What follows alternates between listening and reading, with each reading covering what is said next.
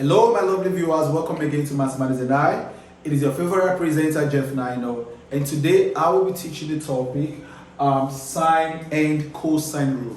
Sine and cosine rule. Now, this topic is mostly used when you are solving problems on trigonometry and also when you are solving problems on bearing. Okay, but in this video we are going to be looking at only sine rule, and in our subsequent videos we are going to be treating cosine rule.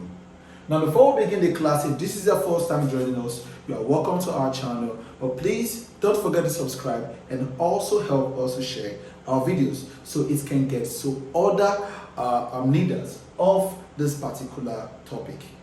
All right, now sine rule.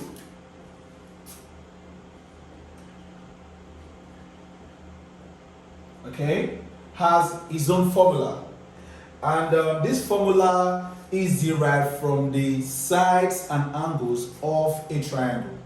So let us assume we have a triangle of this with angles A, B, and C. All right. Now, the side facing angle A and the side facing angle B and the side facing angle C are represented by their small letters. So here becomes small letter A, and here becomes small letter B, and here becomes small letter C. Now, the small letters represent the sides of the triangles, and then the capital letter or the big letters represent the angles of the triangle. Of course, the triangle has three angles because it has three sides meeting at 3 points. Okay, now the formula for solving sine rule is small letter A over sine big letter A is equal to small letter B over sine big B, and also equal to small letter C over sine big C. All right, don't forget I said that the small letters represent the sides of the triangle, and then the big letters represent the angles itself. So this is the formula you apply when you are solving problems on sine rule.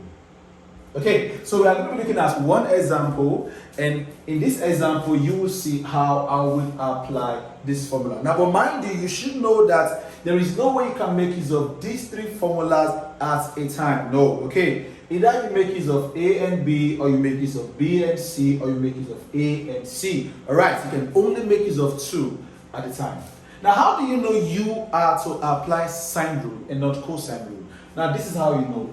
If, for instance, okay, the angle here is 30 degrees, and then the side here is 6 meters, okay, and then the angle here is 60 degrees, and then the side here also remains B meters, and then you are told to look for the value of B.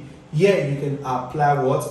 Sine rule. Now, how do you know that it is sine rule? Now, you will only apply sine rule if one side and the angle facing the side is given, and then one side is not given but the angle facing the side is given, or the angle is not given but the side facing the angle is given. So it means that for you to apply sine rule, one angle and the side facing the angle must be given.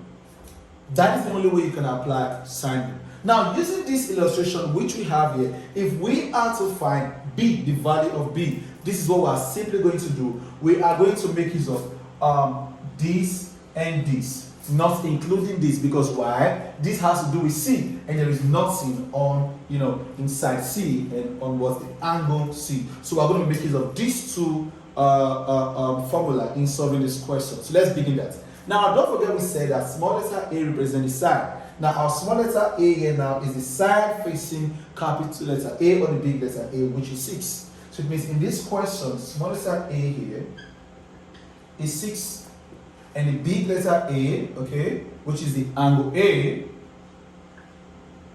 is 30 degrees. All right. Now, here, angle B is 60 degrees. And of course, side B is not given. Side B is unknown, question mark, we don't know. So how can we apply this formula now in solving this problem? It is very simple.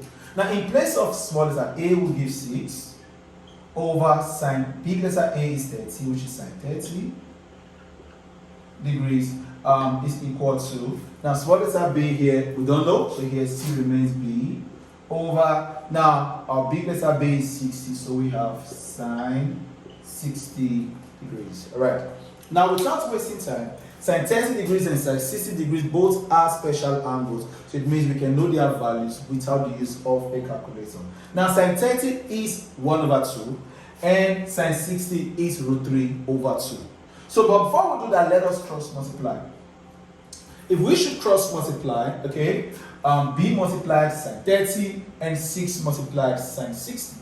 Now, b multiplied by sine 30 will give us b sine 30 degrees is equal to 6 multiplied by sine 60 degrees still gives us 6 sine 60 degrees. Of course, sine 30 is 1 over 2, so this here we have b into the bracket of 1 over 2, okay, is equal to sine 60 degrees root 3 over 2, so we are going to be having 6 into the bracket of root 3 over 2. Okay, now if we continue with this, we're going to be having this, okay? Let us open the bracket.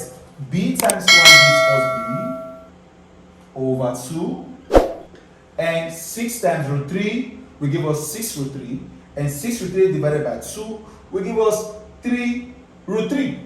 So here it becomes 3 root 3. Alright, how did I get that? 6 times root 3 is 6 root 3, and 6 root 3 divided by 2 will give us 3 root 3. Or you can just say 6 divided by 2 is 3, and this is our root 3. Now what do we do next? Base here over 1 and cross multiply. And if we should cross multiply, we are going to get this. B multiplied by 1 still gives us b, and 2 multiplied by 3 root 3 will give us 6 root 3. Therefore, the value of b is 6 root 3